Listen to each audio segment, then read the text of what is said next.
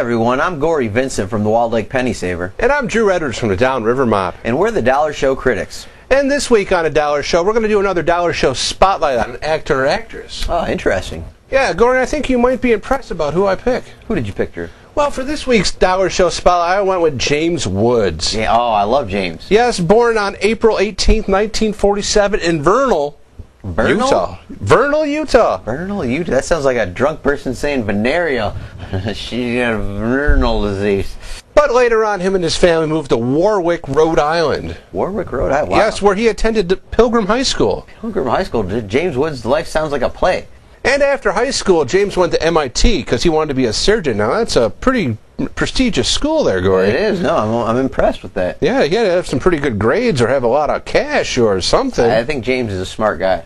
Yeah, and while there, he joined the drama club there, and it was called Drama Shop. Drama Shop? Yeah, I don't know. That sounds a little maybe fruity. foreshadowing James's later Videodrome. It does sound kind of like that. Drama Shop, Videodrome. The last place you'll ever act drama.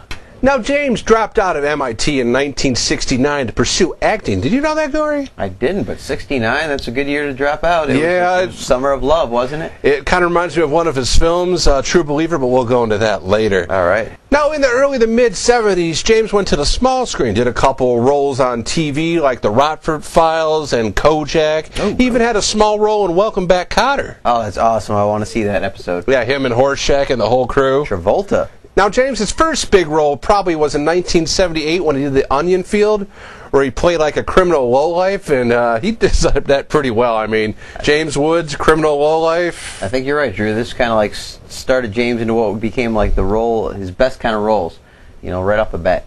And then after The Onion Fields, James did this role that I caught at Cinemax on a late Saturday night, called Fast Walkin', where he plays a prison guard. Prison guard. Yeah, who likes to smoke joints in a pretty meticulous way on his way to do his job. It's true. If anybody has seen this movie, which, by the way, to this date has no critic reviews and no audience reviews on Rotten Tomatoes, nobody has copped up to seeing this thing. I've seen it. You know what? I was there with you, Drew. Yeah, it was a late night. I don't mind admitting it, and the thing is, James has this joint smoking ritual he does that opens the movie. It's the first shot. Then he does it throughout the movie. And he does it. It's kind of like his thing. Anyways, if anybody can get a hold of Fast Walkin', I recommend it as a watch. It was sleazy, and it was vintage James, though. Vintage. There's even a scene here where he hoses down like 5 whores. Can we say whore? Now, in 1983, James did the Betamax movie. Well, I call it Betamax because they used a lot of them in there. Yeah. Videodrome, which is one of his better ones, along with Blondie. Heavy Hair, yeah, and it was a David Cronenberg movie. Just a crazy-ass movie. Very weird movie that you know, I think it was ahead of its time, and it'd be ripe for a remake. And there's a scene in here where James Woods has I know where you're going with this, can only be described as a vagina in his stomach. God. And he feeds it a big old VHS video cassette in one of the weirdest scenes I've ever seen. I'm sorry if that's a spoiler, but if that makes you want to see the movie, then you'll probably enjoy it. Yeah, that wasn't. I mean, this movie actually makes you think. It does. It has some heady concepts in there. Heady. And in 1985, James did the Stephen King movie Cat's Eye, where he played a smoker or tried to be ex-smoker, going to a place to help him quit smoking. That was a great role. That's right. I think that was probably the best short. It was like a 3 short horror stories, kind of like in the Creep Show vein with Stephen King. Also, you know, I'm a big Stephen King fan. But that story that started it with James as the smoking guy who's trying to quit smoking is actually the best one. Now, those are just some of James's early roles. Some of the later roles I enjoyed him in were The Hard Way. No, that was a former Rented. It was, along with Michael J. Fox. I mean, how could you not love this movie done by John Badham? I also really enjoyed True Believer. I thought it was one of his best roles, along with Another Day in Paradise, where he played just that sleazy bastard again. Yeah, he was a great role for him, and he was kind of menacing and yet sleazy and yet still kind of likable at the same time. Yeah, Melanie Griffin played a great role in there too. As her best, I think, honestly. If not her best, I'd have to say. A lot of rent in James's career. I think this is a good pick for the spotlight, Drew. I mean, I agree with you, James. He's always, you see him in a movie, you know you're going to get some sort of good manic performance. Oh, yeah, there's got to be high energy there. Exactly. If nothing else. I mean, if the script is total BS. Although, I will say the notable exception to this was in one of my favorite movies. I don't know if it's one of yours, Drew, but Sofia Coppola's debut, The Virgin Suicide. Oh, yes. He played... Where James played a math teacher who was actually kind of the one who was always, quiet and watering plants and stuff like that. It was a good example. Kind of off-role for him. Good example of casting against type by Sofia Coppola. And I think, of course, great acting by James. Of course. James acted that. I mean, he showed he can do it. He can rein it in. He did it.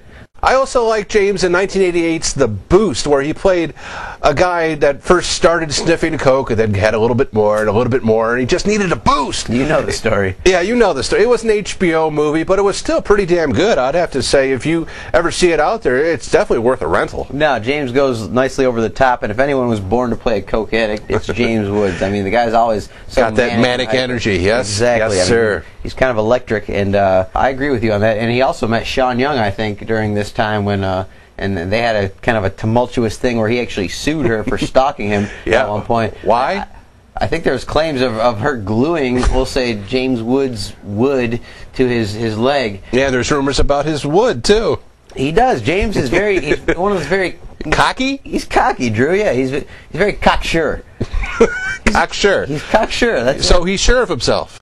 You get the feeling James likes to bang a lot of young chicks. You think so? I do. I don't know. Well, what gives you that idea, Corey? I don't know. Just I get that feeling from him. He puts off that vibe, and I've got to throw my love out for the movie Cop, which I just remember this from my days of when I used to go to the old Family Videos. Remember the Family Videos? I do remember the Family Video on Middle Belt. That was run by this old guy, and he knew your name. And he's like, "Hey, how you doing? I just got some new crazy movie, and go check it out." The box for Cop, and I already liked James Woods, and it just said James Woods is Cop, and then. That said, makes Dirty Harry looks like Little Orphan Annie or something like that. And I was like, really? James makes Little... And I rented gotta that see thing. that. And I gotta say, it's a good movie. It is a good sleazy cop. I mean, James... Yeah, he was. He's banging whores and solving serial killer He did, murders. too. And he's got a great final line in this movie that I won't spoil. I wish he'd do more work. I mean, I like Shark when he was on there, but that only went on for 2 seasons. That's true. We should say James had that TV series Shark where he was kind of a lawyer like he was in some... Yeah, but he was like a total badass in it. Between that and Diggstown, I said Diggstown. Diggstown with Lou Gossett Jr. Bestseller with Brian Dennehy. There's a big You're man getting for back you. there, aren't you? No, where James plays a hitman. There's so many just great What roles. about Citizen Cone? Citizen Cone was a movie that the only thing I remember about that movie, Drew... I know where you're going with this, Corey. Is James, I know where you're going. His character just had a facelift, and he's got these pus bags hanging from his ear, and he flicks them, and he goes, "You want some blood? Take it." And he's in court. Oh, it was... And it's just a great. It was a great scene, though. But it is a great James to this Woods day, moment. you remember it. And of course, Drew, I think we can probably currently find James at the Dollar Show when he shows up soon with Straw Dogs, where I hear he plays a good, creepy, drunk character. Another bastard. Exactly. What's not? It should be great. We will see that and then let you know what we think about it. And we'll be back next week to review that movie and maybe a couple others. And until then, we're the Dollar Show critics, and we give a buck. So, James Woods, man. Yeah, I agree. How could you not like that? That is a great spotlight. I mean, people that don't like James Woods... Just watch The Hard Way. I just don't get them, exactly. You just watch The Hard Way and you'll like James Woods. You don't like the Beatles. You like James Woods?